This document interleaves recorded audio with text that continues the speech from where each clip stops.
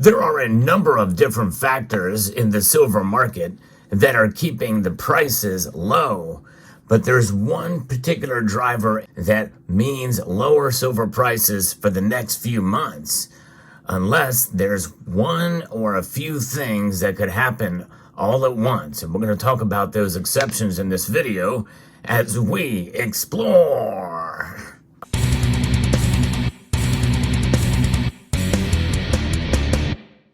There's always an exception to everything in life, is there not? That's for sure. And I think for those of us who are accumulating silver, we should be aware of the things that are happening around us that can have an effect on silver's price. The silver market is complex, and there's a number of different factors that can happen in conjunction that can move the market one way or another.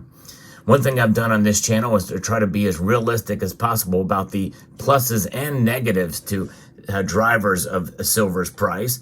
And I think this is an area that I think is so important for silver stackers, so that you can have a better understanding and not be shocked or surprised too much when these things occur. Now, obviously, if we see silver's price spike up 3 or 4% in a day, it's pretty shocking. It's pretty dramatic. And I cover those stories on this channel when it occurs. Those events that move silver's price one way or another are pretty big news, and there are lessons to be learned throughout all of this. Nonetheless, we've seen these major spikes, and then the silver's price just gets knocked back down again. Now, one thing that we as silver stackers do is we look at the news, we look at what's happening, but the unexplained we tend to blame on silver price suppression. Not just manipulation, but there is a theory out there that there is a coordinated attempt by the cabal of the bankers to keep the price of silver down. But I think there's other areas that are keeping the price of silver down too in the natural market. A lot of it has to do with the power of the strength of the dollar. And that is something that is likely going to remain fairly high in the next few months.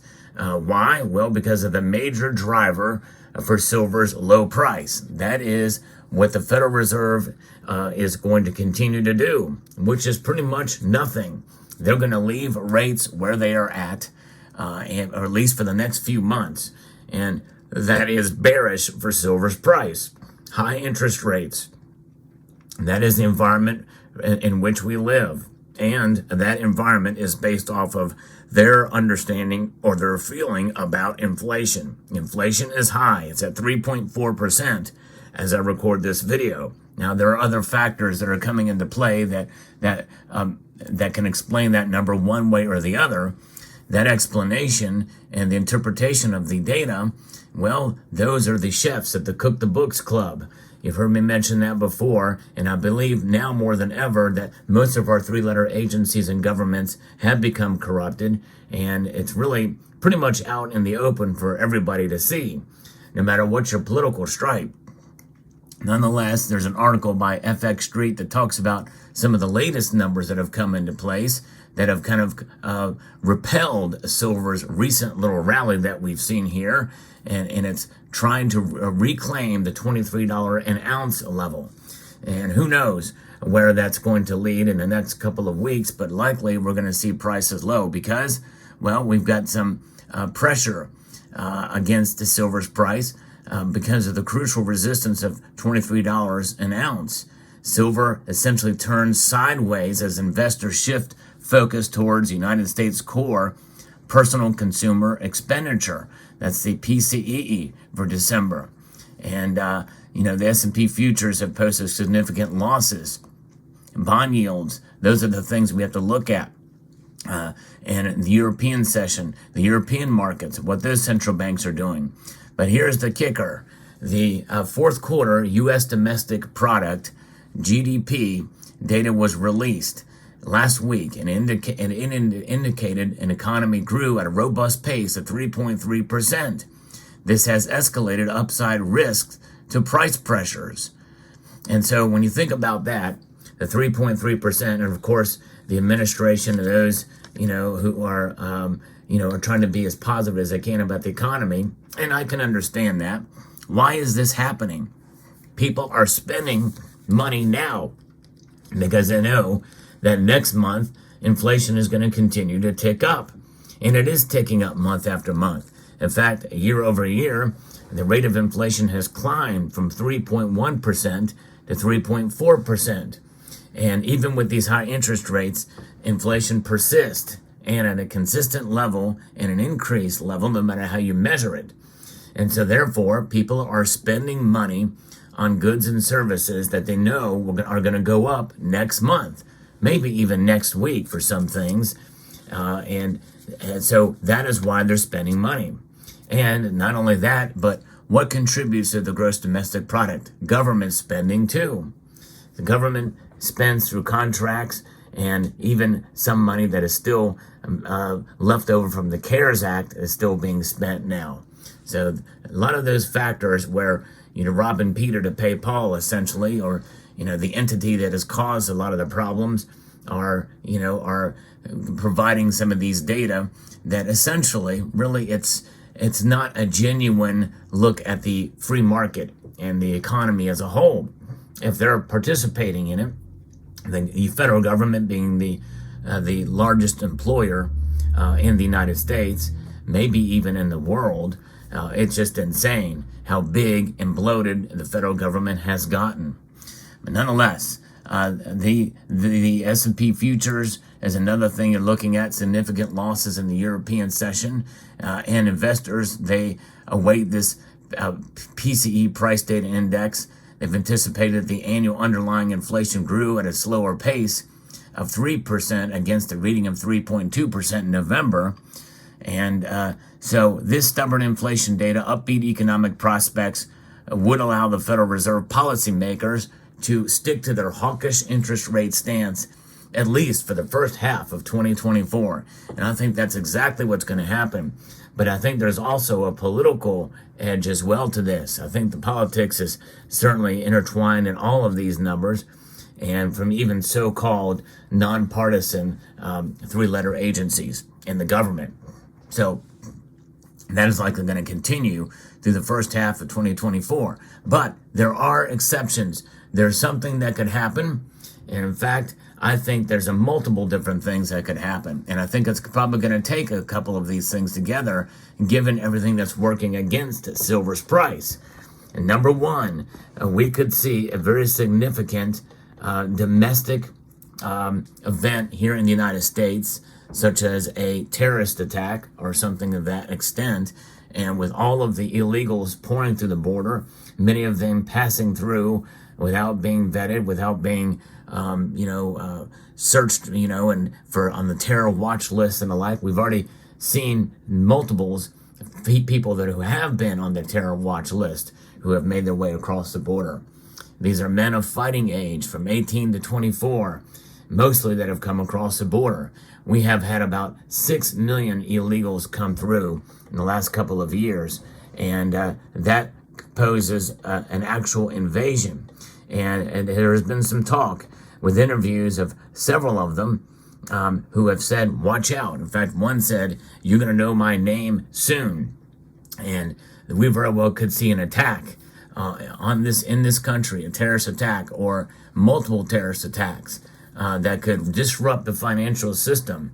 And though if that were to occur, sometimes an economic shock like that, as well as just a domestic shock in terms of the country, a shock to the country, would seemingly essentially cause the silver price to crash, much as we saw in March of 2020. But this time might be different because people are already on edge, and we've already seen a lot more folks stacking silver since 2020 here in the United States. There's been a great increase, and even though some have been discouraged about silver, I think there's enough still around that see the bigger picture with silver and have been educated, and likely we may see an increase in buying in silver, and the spot price may go up somewhat. But I think the physical price market will go through the roof if that occurs. Kind of like what we saw really during the times when the supply chains were disrupted and premiums were very high for silver, which means they were high when you bought and they were high when you went to sell. And that very well could happen.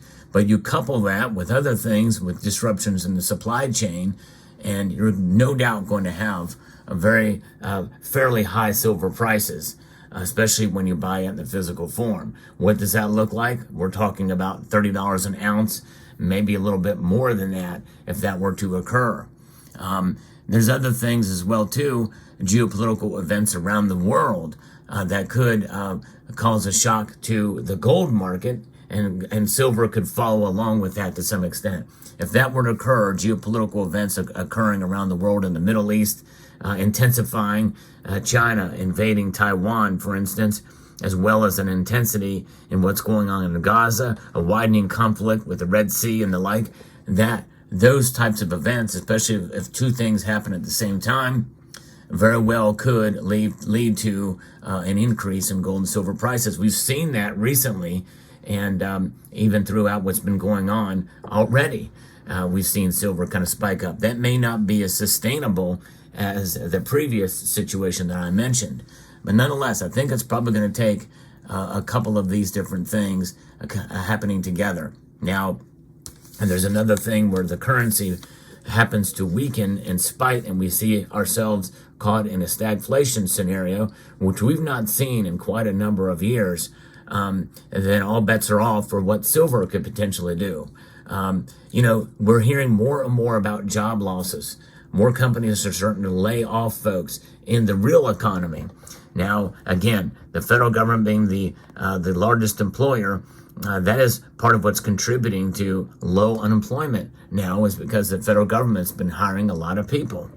So those are the different factors and things to consider. In fact, I think more than likely we're going to have something like that happen, to some extent between now and Election Day. If anything, the Cloward Piven strategy will be in full force. I think that's part of what's happening with regards to illegals coming across the border. Flood the system to collapse if possible. That's kind of what they have been wanting to do. This is out of an old strategy written back in the 60s. Now, what's going to happen in these couple of months into next year or into the next part of 2024? Most agree that the Federal Reserve is going to lower interest rates.